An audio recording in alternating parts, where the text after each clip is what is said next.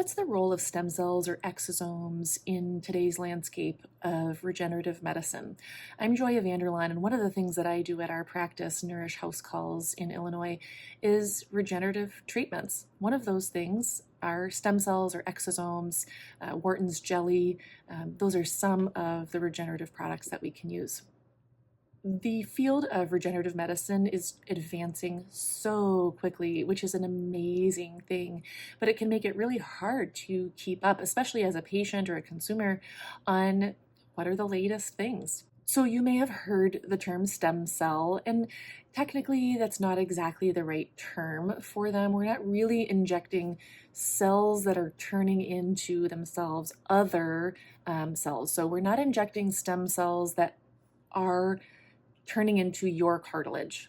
It's interesting because that's the impression that I had before I really started learning about this, and that's the impression that a lot of people have about this. They don't work that way, but they do work. So how do they work? When we inject something like Wharton's jelly concentrate, amniotic fluid, even PRP or exosomes, really one of the most important ways that these things work is by signaling. And so you may have heard stem cells also referred to as MSCs, which initially were mesenchymal or mesenchymal stem cells.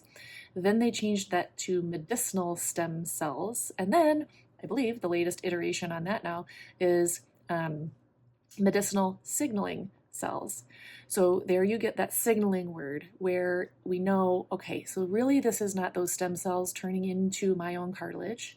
Really this is, we're injecting something that is signaling and stimulating the body to produce and send its own stem cells, its own inflammation helpers or quellers, its own immune system modulators to heal that specific area. And the really cool thing about regenerative injections, whether it's PRP or these stem cell type injections, is that they are attracted to sites of injury.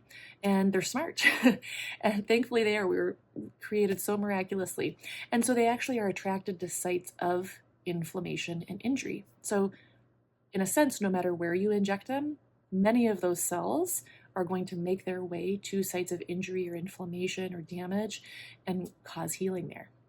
Hopefully, if this isn't the first video you've watched of mine on stem cells, you do understand that we are never using embryonic stem cells. They are always tissues collected from live-born babies that have gone home with their parents.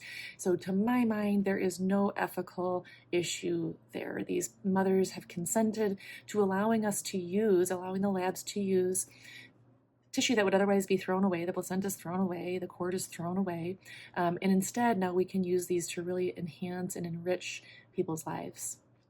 What are these things useful for? How might you know if you could benefit from these?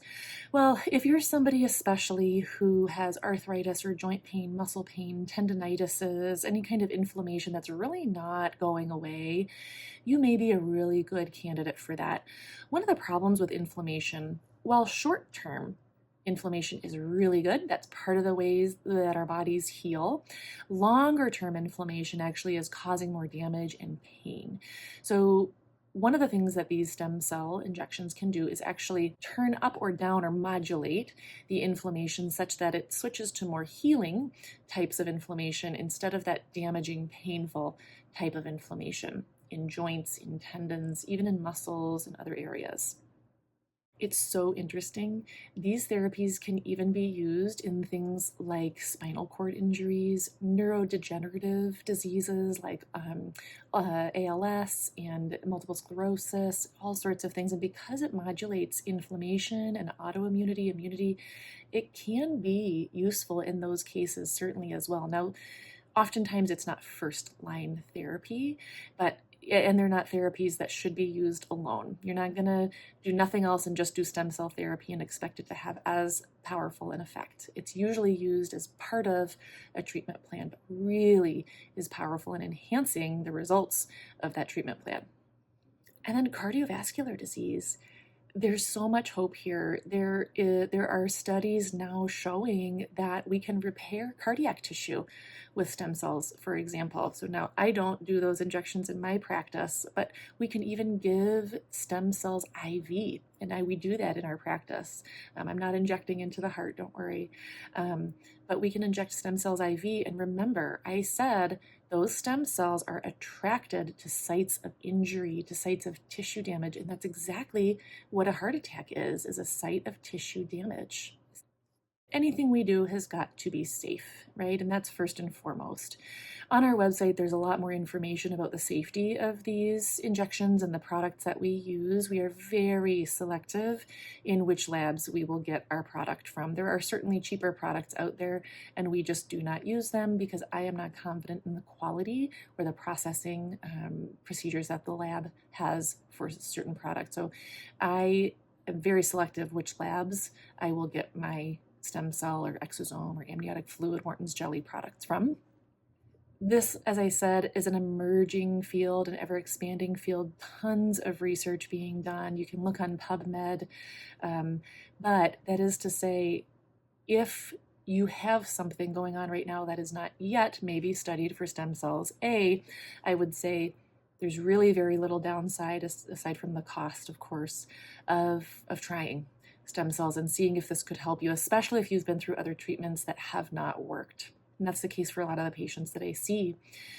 And keep an eye on the research. Keep asking your providers, could stem cells help me with this? Could exosomes help me with this? And especially your more open-minded providers are going to either have an answer for you or be able to look for you and see if that's something that could be able to help you.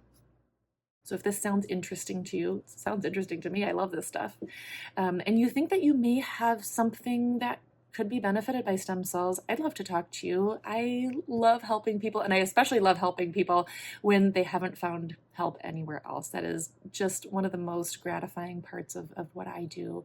We'd be happy to talk to you. We do offer free 15-minute kind of discovery calls because we know that you've got to feel comfortable with your provider and ask some questions before you come in and pay us. And we want to make sure that it's the right thing for you and that we're relatively certain that any therapy we offer is more than likely to help you. So you can book those discovery calls on our website or on the link that you see here.